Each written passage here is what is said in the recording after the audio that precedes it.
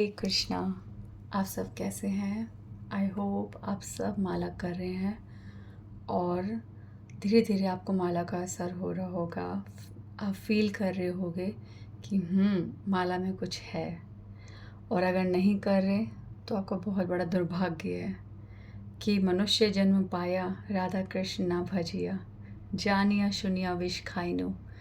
अगर आप जान के भगवान के बारे में सुन के भी भगवान को एक्सेप्ट नहीं कर रहे, सत्य सुन के भी आप उसे एक्सेप्ट नहीं कर रहे, आप माला नहीं कर रहे, भगवान का नाम नहीं ले रहे, तो ये समझ लेना आप जानबूझकर खुद अपने हाथ से विष खा रहे हो। ठीक है? क्योंकि जीवन ख़त्म हो रहा है। जीवन का उपयोग अगर आप नहीं कर रहे तो एक तरह से आप क्या कर रहे हो? विष खा रहे हो, उसको जल्दी समाप्त कर रहे हो। तो मृत होके मत जियो, मर के मत जियो, जीवित होके जियो। और जीवित हम केवल भगवान के नाम से हो सकते हैं। तो आज एक नया टॉपिक है और बहुत बहुत सुंदर टॉपिक है, संघर्ष, स्ट्रगल। तो अभी पीछे स्वार्थ में हमने बात की थी कि हमें स्ट्रगल को सहन करना चाहिए, बट स्ट्रगल होता क्या है? संघर्ष का मतलब क्या होता है? संघर्ष का सबसे सुंदर उदाहरण है एक पेड़, जो चाहे कितनी भी हवा चल रही हो, तूफान आ जाए, हवा उसे फोर्स करे कि मेरी दिशा में चल चल, तुझे अपने साथ उड़ा के ले चलती हूँ, पर वह पेड़ अपनी जड़ से ना हिले। भले ही उसकी कुछ डाल और पत्ते भी टूट जाए, पर वो अपनी जड़ ना छोड़े। आप देखो ज़रा पेड़ को, कितनी आजकल अभी कितनी तेज़ तेज़ हवाएं चल रही हैं, आंधी आती है, बारिश आती है, पेड़ इतना मतलब झुक जाता है, ऐसे जैसे नीचे गिर जाएगा, जैसे हवा उसे खींच के ले जाएगी, पर वो हिलता नहीं है। प्रकृति हमें अपने आप को एग्जाम्पल रख कर हमें सिखा रही है कि मुझसे सीखो। जैसे पिछली बार नदी ने सिखाया कि बहते जाओ, बढ़ते जाओ, बदलाव होता जाएगा, तुम बहते जाओ, छोड़ दो अपने आप को। और अब पेड़ क्या सिखा रहा है कि सहन करो, अपने स्थान पे रहकर सहन करो, रिश्तों को बदलना, रिश्तों को तोड़ना। आपको पता है ये सब शुरुआत हमारे बचपन से हो जाती है। आप तो टाइम ही नहीं ना आपके पास, सीरियसली किसी के पास टाइम नहीं है। चाहे वो एक साधारण इंसान है, चाहे वो एक भक्त है, चाहे वो कितना भी बिजी है, चाहे वो कितना ही फ्री है, पर कोई भी आज अपने बच्चों को ऑब्जर्व नहीं कर रहा, उनसे बात नहीं कर रहा। ये जितना भी खराब हो रहा है ना ये संसार, ये आतंक, ये सब कुछ ये वो लोगों की वजह से हो रहा है, उन माँ बाप की वजह से हो रहा है जिन्होंने अपने बच्चों पर ध्यान नहीं दिया। अगर हर कोई ये समझ जाए कि ये बच्चे हमने अपने स्वार्थ के लिए नहीं पैदा करे, हमने ये बच्चे भगवान से मांगा है कि भगवान हमें ऐसे जीव दो जो हम जिनको आपकी सेवा में लगाए, जिनको हम भक्ति सिखाए, जिनको हम इस जीवन में पैदा करके छोड़ ना दे, बल्कि उनको सिखाएं कि हमने तुम्हें ज़िंदगी दी है तो इसे जीना भी हम सिखाएंगे। पर हम उनको जन्म दे देते हैं, पर ये नहीं देखते कि वो जी कैसे रहे हैं, उनकी ज़िंदगी क्या है, उनकी ज़िंदगी में झांकते ही नहीं है। झांकते हैं नहीं समय से, और बाद में जब झांकने को होता है कि बच्चों के मैटर्स हमें पता चले, तो बच्चे नहीं झांकने देते। क्यों झांकने देंगे वो आपको? आपने शुरू में तो कभी पूछा नहीं।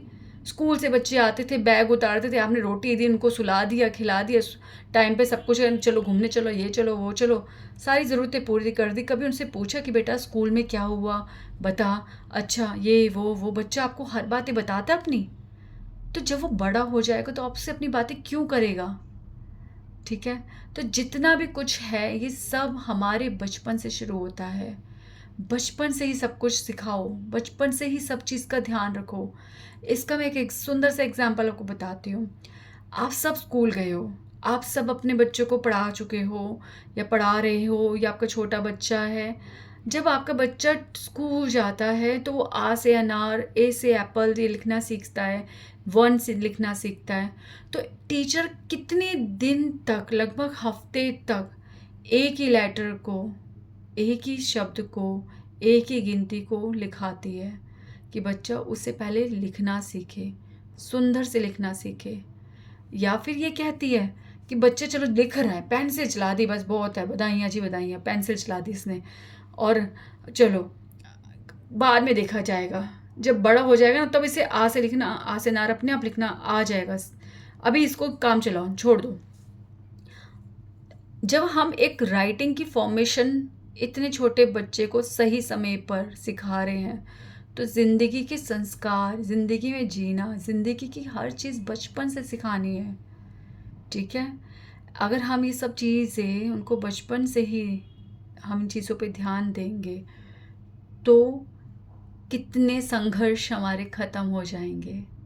पता है कितने संघर्ष, क्योंकि हमारे आधे से ज़्यादा संघर्ष हमारे बच्चों से जुड़े हैं, हमारे संबंधों से जुड़े हैं। तो हर माँ बाप जब अपने बच्चों को ध्यान देंगे तो वो बच्चे जो आगे परिवार बनाने वाले हैं, उस परिवार के संघर्ष कम हो जाएंगे। तो संघर्ष का मतलब आपको मैंने पेड़ बताया, ठीक है। हाँ, तो मैं बच्चों का एग्जाम्पल मैं इसलिए लाई थी कि आपके बच्चे, आप ऑब्ज़र्व करो शुरू से ही, आपके बच्चे कभी कोई और फ्रेंड बनाते हैं, कभी किसी को फ्रेंड बनाते हैं, कभी कहते हैं मम्मी मैंने उसे तोड़ दिया, उससे मेरी कट्टा हो गई। छोटा सा बच्चा आके आपको बोलता है मम्मी मैंने उसे कट्टा कर लिया, वो मेरी फ्रेंड नहीं है। मतलब आप उस सबको मजाक समझते हो। बच्चे ने क्या किया आपने ऑब्ज़र्व किया, आपने बच्चे से पूछा कि बेटा क्या बात हुई थी, बच्चे को बताया कि बच्चे फ्रेंडशिप करना क्या होता है, ये कट्टी अब्बा क्या होता है, कभी कुछ सिखाया? कुछ नहीं समझते आप। अब सोचते बच्चा है यार, बात ही क्या करनी है, अपने काम में लगे हुए हो, फ़ोन में लगे हुए हो, बच्चे की बात ही नहीं सुन रहे। तो जिस बच्चे को बचपन से ही ऑप्शन मिलता है फ्रेंडशिप तोड़ने का, ठीक है, अपने ग्रुप चेंज करने का, एक जगह ना टिकने का, तो यही बच्चे तो आगे जाके कर रहे हैं ना, डाइवोर्स। हाँ, इतनी तरह के फ्रेंडशिप कर रहे हैं, इतने अफेयर्स कर रहे हैं, एक्स्ट्रा मैरिटल अफेयर हो रहे हैं। क्यों? क्योंकि उनको बचपन से ही ऑप्शन मिला है चेंज करने का, तो हम ध्यान ही नहीं दे रहे हैं। तो ये जो पेड़ वाला एग्जाम्पल दिया ना कि रूट पे खड़े रहो, आपने जिस संबंध को शुरू करा उसे जीना है, उसकी खामियों के साथ, उसकी कमियों के साथ जीना है। तो अब आप कहोगे कि क्या हम गलत चीज़ें सहन करते रहें? हाँ, गलत चीज़ें सहन करते रहें, स्ट्रगल करते रहें, संघर्ष करते रहें। हाँ, तो ये संघर्ष होता क्या है, इसके ही बारे में आज हम बात कर रहे हैं। तो संघर्ष का पहला मतलब है कि यदि जिस भी स्थिति में हम संघर्ष कर रहे हैं उस स्थान से हिलना नहीं है, उसे बदलना नहीं है। मतलब आप जिस भी रिश्ते को निभा रहे हैं उसे तोड़ो मत। क्या संघर्ष कहता है कि गलत को सहन करो? नो, संघर्ष ये नहीं कह रहा कि आप गलत को सहन करो। संघर्ष करना कहता है कि तुम मत गलत करो। अब कहानी यहीं से शुरू होती है। संघर्ष क्या कह रहा है कि तुम गलत मत करो। जहाँ पे आप गलत करोगे, जहाँ पे गलती आपकी होगी, वहीं से संघर्ष शुरू होता है। ठीक है, गलती हमसे शुरू होती है। धीरे धीरे सुनो, ध्यान से सुनो। जो भी व्यक्ति जब कुछ गलत करता है, चाहे वो बच्चा हो या बूढ़ा हो, उसे उसी टाइम अगर हम सचेत नहीं करते, उसे अलर्ट नहीं करते कि ये गलत है, I will not tolerate this, मैं इसको नहीं सहन करूँगा, आपका वो फर्स्ट रिएक्शन ही बीज पड़ने दे, बीज को अगर ना पड़ने दे तो वो गलत चीज़ पहाड़ नहीं बनेगी। ठीक है, वो हमारे सामने एक संघर्ष नहीं बनेगा। ठीक है, तो कोई भी चीज़ आपके सामने जब गलत होती है आपको उसी टाइम रिएक्ट करना चाहिए। अब आपने रिएक्ट नहीं करा, वो पहली गलती आपकी थी। ठीक है, जिस चीज़ को आपने पहली ही बार गलत नहीं समझा था, ना उसे टोका और सहन कर गए, फिर बहुत समय बाद जब वो चीज़ इनटॉलरेबल हो गई, ठीक है, असहनीय हो गई, तो आप बोले, तब आप बोले, बस ज्वालामुखी की तरफ फट पड़े। पर तब तक वो जो आपको गलत लग रहा है, अब वो उस बंदे की हैबिट बन चुकी है। क्या इस गलत हैबिट में आप भी भागीदार नहीं हो? वो बंदा जिसको आपने पहली बार ने टोका, वो करता गया करता गया करता गया, अब वो उस हैबिट में ढल चुका है और अब आप बोल रहे हो कि ये गलत है, बदल जा तू, छोड़ दे ये सब, मैं ये नहीं सहन कर सकती, तो वो क्यों विश्वास करेगा, क्यों बदलेगा? क्योंकि आपने उसे शो ही नहीं करा शुरू से कि गलत था। आपका चुप रहना एग्रीमेंट था कि आप एग्री हो गया, yes you are doing right, I am tolerating, आप सहन कर रहे हो। कहावत है ना कि गलत को सहन गलत करने वाले से गलत, गलत करने वाले से ज़्यादा गलत गलत सहन करने वाला होता है। ये कहावत 100% सच है। गलत करने वाला इतना गलत नहीं होता जिससे गलत सहन करने वाला जितना गलत होता है। तो आपने गलत सहन किया वो पहली बार, प्लीज़ मेरी बात को ना ध्यान रखना, वो पहली बार वर्ड मैं बोल रही हूँ। आप कहो कि मेरे वर्ड्स 1 साल पहले की गलती हुई जो उसको 2 साल बाद जाके 3 साल बाद जाके जब आप थक गए उसे सहन करने से, अब आप बोलो कि अब हम नहीं सहन करेंगे, तो ये रॉन्ग है।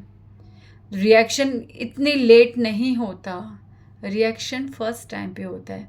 जैसे आपको कोई जब थप्पड़ मारता है तो आपको उसी टाइम बुरा लगता है, आपको जब चोट लगती है तो उसी टाइम निशान आता है, आपको कोई हर्ट करता है तो उसी टाइम आंखों से आंसू गिरता है, ठीक है? तो वो फर्स्ट रिएक्शन, अगर आपको रियल में ऐसा हुआ था, आपको हर्ट हुआ था, तो आपको उसी टाइम बोलना था, ठीक है? तो हम इसको उदाहरण से समझेंगे। पहले हम शुरू करते हैं बच्चे से ही, ठीक है? एक छोटा बच्चा जब जिद करता है, रोता है किसी भी चीज़ के लिए, तो आपको वो कितना सुंदर लगता है ना, हाय मेरा बच्चा, हाय जिद करता है। जब जिद करते करते ना सड़क पे गिर पड़ता है ना, रो रो के लाल हो जाता है, तब तो लगता है हाय हाय मेरा बच्चा कितना अमीर है, हाई क्लास का लगता है, सीरियसली हाई क्लास का लगता है। तभी तो लगता है कि हम कितने लाडों से पाल रहे अपने बच्चे को, दुनिया को दिखे ओ हमारा बच्चा रो रहा है, हाँ मैं क्यों डांटूं, मैं तो आदर्श माता पिता हूँ जो अपने बच्चों को कभी नहीं डांटते, हम अपने बच्चों पे हाथ नहीं उठाते, अभी तो बच्चा है, अरे छोड़ो ना। बस दादा दादी जी आप भी अगर सुन रहे हो तो इंटरफेयर मत किया करो, अरे छोड़ना बच्चे को क्यों बोल रही है, मत डांट, नो नो नो। बच्चे ने कुछ किया, जिद कर रहा है, बच्चा रॉन्ग कर रहा है और आप उसे नहीं रोक रहे, वो बच्चा है, उसे तो पता ही नहीं क्या सही है क्या गलत है, उसको तो ऐसा लग रहा है वो रो रहा है, उसको क्या पता वो गलत है, आपने चुप ही नहीं करा तो उसे लग रहा है रोना ही चाहिए। हाँ, एक बच्चा जब गाली देता है या कुछ रॉन्ग बोलता है पूरे खानदान को बताते हो, बोली बोली बेटा बेटा क्या बोला तूने, बोले बेटा बोले, बच्चे को लगता है अरे यार ये तो सब मेरे से एंटरटेन हो रहे हैं या मैं बड़ी अच्छी बात कर रहा हूँ, बच्चे के माइंड में फिक्स हो गया हाँ ये करना चाहिए। बच्चे कैसे कैसे कर रहा था उससे बताइए, तूने कैसे करा था, कुछ गलत हैबिट कुछ गलत चीज़ करके दिखा, करके दिखा, बच्चे को आप करवा करवा के फिक्स कर दिया, हाँ बेटा तूने जो करा ठीक करा, और बाद में बोल रहे तूने पागल, सबके सामने ऐसे मत किया कर, सबके सामने ऐसे मत बोला कर, अरे तुमने तो सिखाया। जैसे होता है ना छोटा बच्चा वो पापा का नाम लेता है, कोई भी यहाँ अपने पापा का नाम नहीं लिख रखता, मम्मी का नाम, तो सारे घर वाले कहते हैं बुलाई बेटे बुलाई पापा को बुलाइयो, और वो पापा को नाम से बुलाता है, कितना मज़ा आता है उस टाइम, तो फन हो जाता है ना। और बाद में जब ऐसे किसी बड़े को ऐसे बुलाता है तब वो गलत है, एंटरटेन खुद हुए, एंटरटेन खुद करो उसकी बैड हैबिट को और आप उसको गलत बोल रहे हो। तो अब आप ट्रूली बताओ कि वो बच्चा जो जिद कर रहा था, हमने उसे समझाया ही नहीं कि अच्छा हो या बुरा हो बेटा किसी भी चीज़ के लिए ज़िद नहीं करते, पहली बार हमने ही उसकी गलत बात को सहन करा, हाँ फिर आगे जाकर ये गलतियाँ जब पहाड़ बन गई तो हमारे लिए संघर्ष बन गई, जिसके खुद हम क्रिएटर हैं, हमने खुद वो संघर्ष क्रिएट करा, वो बच्चों की हैबिट्स हमने बना दी, वो बच्चे बड़े होते गए वो ज़िद करने की ही राह पे चलते गए, और ये संघर्ष के क्रिएटर हम खुद हैं। अब यूथ, आज लड़के लड़कियां दोनों ही ड्रिंक कर रहे हैं, राइट, स्मोक कर रहे हैं। शुरुआत में तो बहुत अच्छा लगता है, हाय वो ड्रिंक करता है, या हाय वो मुझे भी अलाउ करता है यार ड्रिंक करने के लिए, वाह धुएं उड़ाता हुआ तो कितना हीरो लगता है, क्या स्टाइलिश लगता है, मॉडल लगता है। शुरुआत में ये सारी गलत चीज़ें ना हमारे साथ में मतलब हमारे हाथ में होती है, कंट्रोल में होती है, और हमें पता होता है कि कहाँ, कब, किसके सामने ये सब कर सकते हैं। हाँ, घर वालों से छुप के, या छत पे जाके, या घर से बाहर जाके, या कॉलेज में कहीं साइड जाके, कुछ भी करके, ठीक है, छुप छुप के हम करते हैं। लड़के ट्यूशन जाते हुए करते हैं। आई कैन सी बच्चे ट्यूशन में जब जाते हैं तो गलियों के कोनों में खड़े होके लड़के लड़कियां स्मोक कर रहे हैं। They are trying, they are showing them, हाँ यार मैं भी बहुत कूल हूँ, मैं भी करती हूँ, तुझे पता है मैं भी करती हूँ। है सच्ची तू भी करती है? वाह यार तो हमारी कैटेगरी की है, कितनी कूल है तू हमारी तरह, है ना? कितना अच्छा लगता है। सब करो, बहुत अच्छा है, ठीक है। तो ये सब गलत शौक जब हमारी आदत बन जाती है तब हम इनके कंट्रोल में आ जाते हैं। फिर हमारा सारा विवेक खत्म हो जाता है। हम इन आदतों को लेकर इतने ऑब्सेस्ड हो जाते हैं, इतना सुरूर इनका हमारे दिमाग पे छा जाता है कि जैसे हम इनके बिना रह ही नहीं सकते।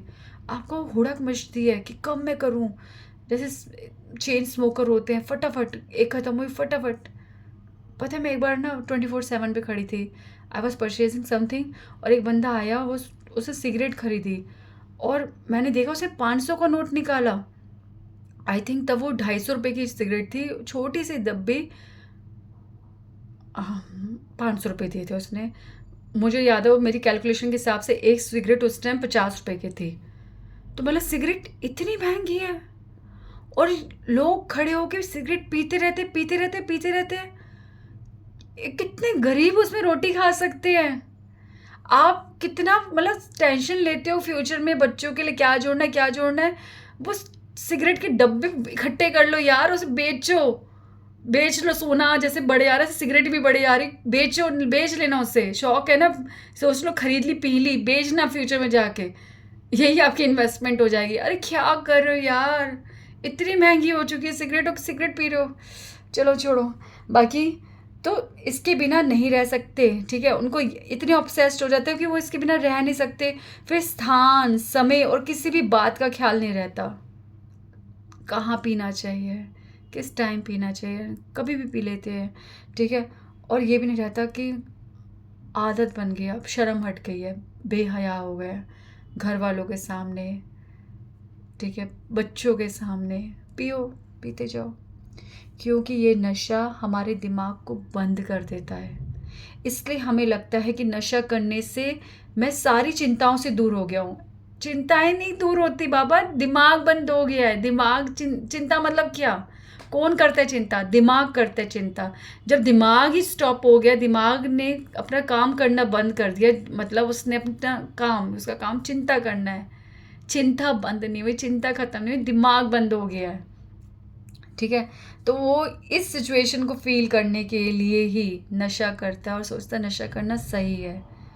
और मेरा पार्टनर भी तो एग्री है ना, पार्टनर भी तो एग्री था।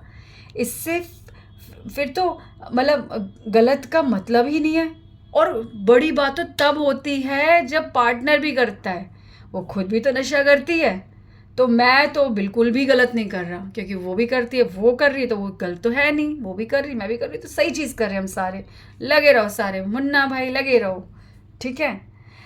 अब वो लेडीज़, ठीक है, चलो लेडीज़, अब मुझे पता कैलकुलेट क्या कर रही हैं कि ये तो उन लोगों की बात कर रही है जो लड़कियां नशा करती है, पर जो लेडीज़ नशा नहीं करती हैं, बहुत शरीफ हैं, ठीक है, उनकी भी बात करते हैं। वो लेडीज़ जो नशा नहीं करती पर उन्होंने नशा करने को कभी गलत समझा? बताओ, गलत समझा कभी? नहीं समझा। ये जानते हुए कि वो इन सब ऐप में है, आपने उसे स्वीकार किया। आपका जब रिश्ता हो रहा था, सुनो मैं ना कभी कभी ना स्मोक कर लेता हूँ, मैंने कभी कभी ना थोड़ी ड्रिंक कर लेता हूँ। अरे कोई नहीं कोई नहीं, मेरे पापा भी करते हैं, इतना तो चलता है। हाँ, गुड चीज़ है ना, बैलेंस्ड। कितना अच्छे से बोल रहे, बैलेंस्ड है ना। वो बैलेंस्ड होगा, उसका दिमाग उस नशे को संभालता होगा, सब तुमने सब जज कर लिया। हाँ हाँ, मैं रेडी हूँ, कोई बात नहीं, ठीक है। फिर जब वो नशे की आदत, मतलब वो बंदा नशे का इतने कंट्रोल में आता है, उस नशे का आदती बन जाता है, और पहली बार ठीक है, पहली बार आप उसके गलत व्यवहार को ये सोचकर सहन कर लेते हो, कोई नहीं, ठीक हो जाएगा, अभी तो पहली बार ही मारा है, पहली बार उसने मुझे पी के गाली दी है, या पहली बार वो पी के उसने ऐसे गलत बोल गया वो, ठीक है, कोई बात नहीं, ठीक हो जाएगा, ठीक है। तो वो पहला हर मौका जो आपने छोड़ दिया, उस हर पहली बार में जब आपको अपना उचित क्रोध, राइट क्रोध, ठीक है, दिखाना चाहिए था, आप सहन कर गए। अब जब वो व्यक्ति पूरी तरह से इन सब गलत हैबिट्स के कंट्रोल में है, आपकी नहीं सुनता, तो वो आपका संघर्ष बन गया। जिस नशे को आपने गलत नहीं समझा था, पहली बार आपको वो गलत नहीं लगी चीज़, अब हाँ हाँ करते गए, हर चीज़ फ्यूचर में करेंगे, हर चीज़ फ्यूचर में करेंगे, यही तो हम लोग की हैबिट है। हर चीज़ एंजॉय फ्यूचर में करेंगे, भक्ति फ्यूचर में करेंगे, आते फ्यूचर में बदलेंगे, ठीक है। और कुछ किसी चीज़ के खिलाफ होना है, किसी चीज़ का विरोध करना है, तो वो भी फ्यूचर में करेंगे, हर चीज़ कल पे डाले जा रहे हैं, होगी बात गड़बड़। वो कल कल कल कल करते ही वो बंदे की हैबिट बन गई है। उस बंदे को यार ये लगता था, आप एग्री हो, आपकी जिम्मेदारी थी उसे रोकने की, वो आपकी जिम्मेदारी थी। पार्टनर का मतलब क्या होता है? आप शुरू में क्यों सहन कर गए? जब पहली बार हाथ उठाया था, आज आप कह रहे हो मैं मायके चली जाऊंगी, आप आज कह रहे हो मैं घर छोड़ दूंगी, उस टाइम पे जाते तो सही एक बार, उस पहली बार में आपने उसको शो ही नहीं करा कि आप अगर ये करोगे तो मैं आपके साथ नहीं होंगी, आपकी गलत चीज़ में आपका साथ नहीं दूंगी। वो पहली बार आपने कहाँ करा? ठीक है, तो प्लीज़ आप अपनी गलतियाँ देखो। जब तक हम अपनी गलतियाँ नहीं देखेंगे ना, हम नहीं समझ पाएंगे कि इन सब कई दुख हमारे कर्मों के कारण मिल रहे हैं, तो कई दुखों के क्रिएटर हम खुद हैं। कभी हमारी हैबिट, तो कभी वो हैबिट जो दूसरों की है, जिसमें हमने भी हेल्प करी है उनको डेवलप करने में, ठीक है। तो जब उसने नशे में पहली बार अपने माँ बाप को गलत बोला, तो आपने कुछ नहीं किया, क्योंकि वो आपके माँ बाप को बोल, अपने माँ बाप को बोल रहा था, आपको थोड़ा ना बोल रहा था। तब तो आपने कुछ स्टेप नहीं लिया। हाँ, जब आपके बच्चों को गलत बोला, तब भी आपने कुछ नहीं कहा, कोई बच्चे हैं, कोई बात नहीं, बच्चों चलो सहन कर बेटा, कोई बात नहीं, पापा पी के आए हो, कोई बात नहीं, छोड़ दो। आप सहन कर गए। आपने तब भी नहीं अपने हस्बैंड को शो करा कि आप बच्चों को गलत बोल रहे हो, मैं ये टॉलरेट नहीं करूँगी, मैं अपने टाइम सहन कर गया, मैं बच्चों के लिए नहीं सहन करूँगी, तब भी आप नहीं बोले। जब उसने पहली बार अत्याचार किया, हाथ उठाया किसी पे भी, आप पे या किसी पे, तब भी आपने कुछ नहीं किया, ठीक है। तो पहली बार में ही स्टेप उठाना बहुत ज़रूरी होता है।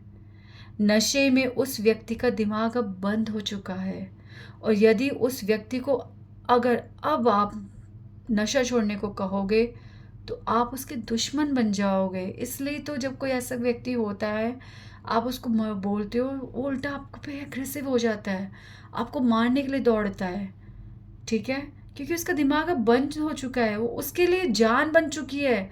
जैसे एक प्यासे के लिए पानी होता है, भूखे के लिए खाना होता है, ऐसे लिए वो उसको सिर्फ नशे की भूख बन चुकी है, वो नहीं रह सकता। प्लीज़ आप बंदे की बात को, उसके मेजरमेंट को समझो कि क्या चल रहा है उसके दिमाग में, उसके लिए वो कितना ऑब्सेस्ड है। आप किसी की पसंद की चीज़ जब छीनोगे तो वो क्या होगा, ठीक है। तो आप भगवद गीता का श्लोक भी समझ सकते हो इस पे, जो अलग चीज़ है पर फिर भी। हाँ, ध्यायंस तु वंस तस्य यश, सॉरी सॉरी सॉरी, आई राम अलग ही बोल गए हैं, चलो।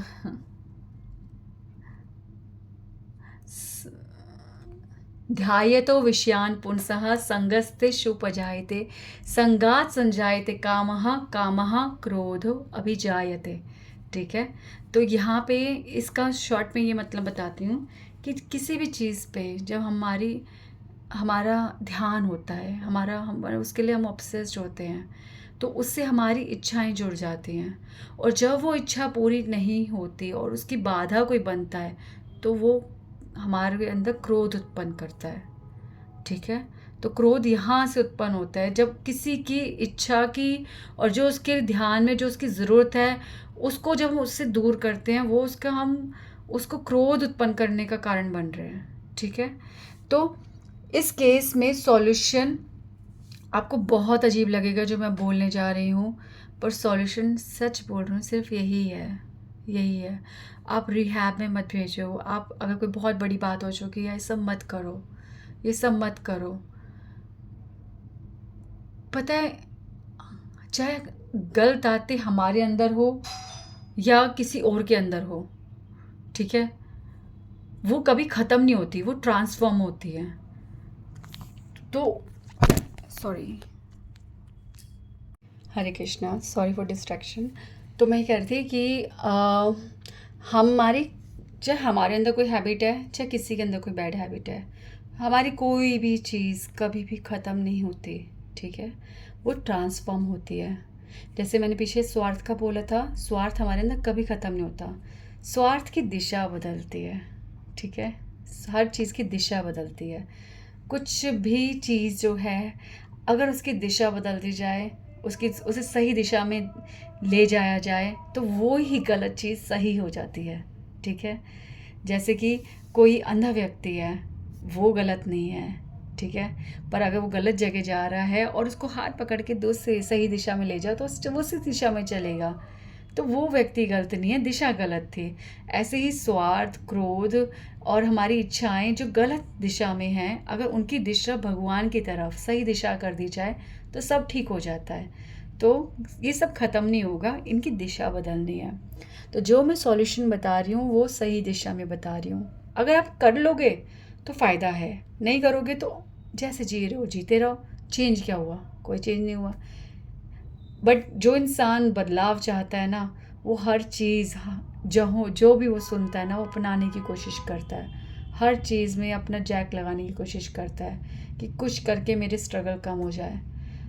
तो ये भी ट्राई कर लो, सबसे सुंदर जैक होगा आपके लाइफ का, ठीक है। तो आप उसे, ठीक है, जो व्यक्ति नशे में है, जो गलत हैबिट्स में है, अब कुछ भी इसके लिए नशा वर्ड क्या, कुछ भी कर सकते हो। जो आपसे खफा है, जो आपके विरुद्ध है, जो आपसे एंटी है, जो आपसे ईर्ष्या करता है, जो नशे में है, जो जो शुरू से उसका नेचर ही कुछ ऐसा है, अनेक प्रकार के लोग इस कैटेगरी में रख लो, और इन सब के लिए एक ही सॉल्यूशन है, ठीक है। आप ऐसे व्यक्ति, ठीक है, उसकी इच्छा का काम करने से उसे रोकोगे नहीं। ऐसे व्यक्तियों को आप उनकी इच्छा का काम करने से कभी मत रोको कि ये मत करो, ये छोड़ दो। डोंट इंस्ट्रक्ट देम, उन्हें कभी पसंद नहीं आता, ठीक है। ये साइकोलॉजी पे डिपेंड भी करता है। तो इसलिए मैं बहुत अच्छी बात बता रही हूँ आपको कि उसको टोको मत, उसे जो करना उसे करने दो। वो गलत कर रहा है, उसे करने दो, ठीक है। वो आपके कहने से नहीं समझेगा। सेकंड, उसकी सच्चे भाव से सिर्फ सेवा करो। उसकी हर ज़रूरत को वक्त पर पूरा करो। उसको खाने के टाइम पे खाना, उसको जो चाहिए उसको उसको टाइम पे दो। उसको फील कराओ कि यू आर इन हिज और हर सर्विस, आप उसकी सेवा में हो, ठीक है। उसे सेवा दो, उसको सेवा से जीतो, ठीक है। थर्ड, उसे जो भी आप खिला रहे हो, ठीक है, वो सिर्फ भोग होना चाहिए। अब भोग क्या होता है? भोग हम लोग सोचते हैं मंदिर में रख दिया, भोग लग गया। नो नो नो, ऐसा नहीं होता, ठीक है। तो भोग मतलब होते हैं भगवान कृष्ण, राम या विष्णु तत्व, ठीक है, जिनको इनको ही हम भोग लगाते हैं। और तुलसी का पत्ता भोजन के ऊपर रख के इनके सामने रखते हैं। ब्राह्मण जो होते हैं, वैष्णव होते हैं, वो मंत्र पढ़ते हैं, पर प्रार्थना, हर मंत्र के लिए मंत्र का अर्थ प्रार्थना ही होती है। तो आप प्रार्थना करो कि हे भगवान, मैंने जो बनाया आप उसे स्वीकार करो, और हाथ जोड़ के भगवान से प्रार्थना करो कि भगवान प्लीज़ इसे खाओ, प्लीज़ स्वीकार करो, हमें आपके प्रसाद की ज़रूरत है, ठीक है, आपके भोग की ज़रूरत है। तो ऐसा भोग जो है, अगर आप ऐसे भोग लगाओगे तुलसी पत्ते के साथ, तो भगवान स्वीकार करेंगे। और ऐसा भोग आपके पूजनीय देवी देवता और आपके स्वयं गुरु भी स्वीकार करते हैं, और इन सबके आशीर्वाद से वो भोग महाभोग हो जाता है, ठीक है। पहले भगवान का, फिर आपके गुरु, आपके देवी देवता जिनकी आप पूजा करते हो, वो लोग भी भगवान का भोग खाते हैं। वो जब स्वीकार करते हैं ठीक है, तो वो महाभोग हो जाता है, जिसे कोई भी, चाहे वो कोई श्रद्धावान हो या वो बिना श्रद्धा के कोई, ठीक है, अगर, ठीक है, इस भोग को खाता है तो उसके हृदय में भक्ति जागने लगती है। ओके, इसलिए आपने ऐसे व्यक्ति को भोग खिलाना है। उनको थर्ड थिंग, हाँ, उनके घर में, सॉरी फोर्थ हो गया, हाँ, उनके घर में हर कोई उनसे, मतलब घर में आपके हर व्यक्ति, उस आपके घर में उस व्यक्ति से प्रेम से बात करो, ठीक है, उसे शो करो कि उसकी सलाह और मदद से ही घर अच्छा चल रहा है। हर बात में उससे, बच्चे, अच्छा पापा ऐसे, हाँ ऐसे करना है, ठीक है, मैं ये ले लूँ, मैं वो ले लूँ, मुझे लेने जाने में जाऊँ पापा, ठीक है, और अच्छा मैं पापा यहाँ पे क्या करूँ, वैसे क्या करूँ, सलाह लो, ठीक है। अच्छा सुनो, मैं यहाँ जा रही हूँ, आप बताओ मैं क्या करूँ, ठीक है। अच्छा सुनो, मैं खाना बना रही थी, बताओ क्या बनाऊँ।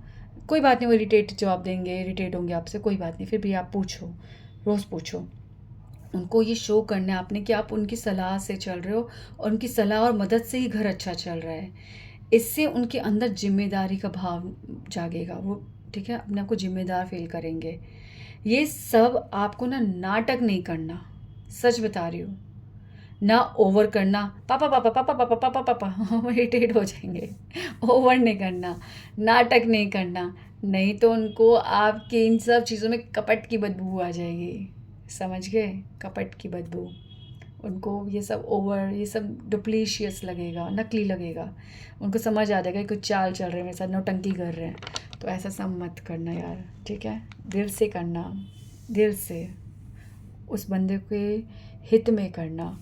तो घर में भक्ति का माहौल बनाओ, ठीक है, रोज़ थोड़ा सा हरे कृष्णा कीर्तन ज़रूर किया करो, करताल लो, करताल, हल्की हल्की करताल बजाओ, मत सीखो, जैसे मर्जी बजाओ, बजाया करो, करताल बजाओ।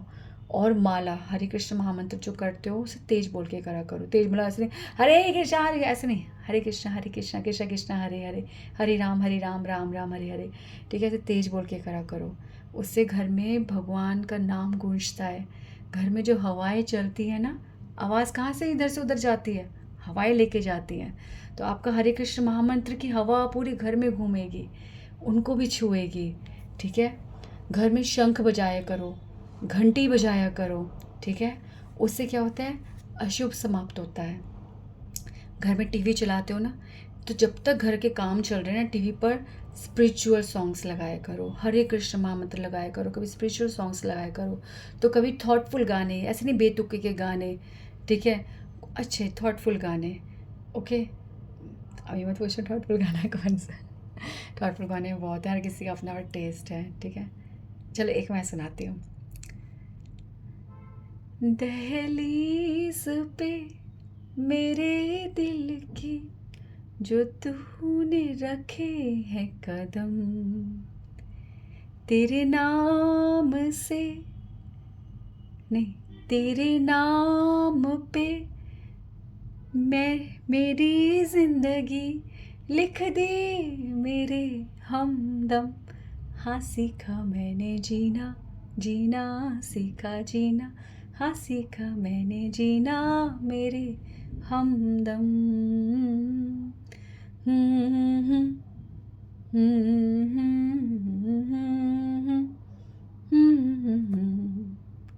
सच्ची सी है ये तारीफें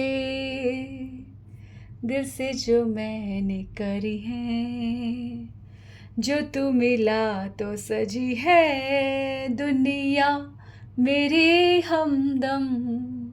कौन कौन, भगवान जब से मिले हैं दुनिया सज गई है।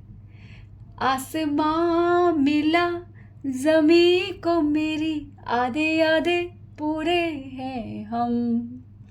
तेरे नाम, हरे कृष्णा मंत्र, ठीक है, तेरे नाम पे मेरी जिंदगी लिख दी मेरे हमदम।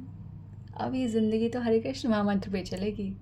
हर गाना ना ध्यान से सुनो, थॉटफुल अच्छा गाना जो है वो भगवान से ही कनेक्ट होता है। तो थॉटफुल गाने चलाया करो, तो कभी वो गाने चलाया करो जो उनको पसंद हो, कोई बात नहीं, पंजाबी सॉन्ग, ये सॉन्ग, थोड़े वो सॉन्ग चला लिया करो यार, उस बंदे को लगेगा मेरा भी टेस्ट है।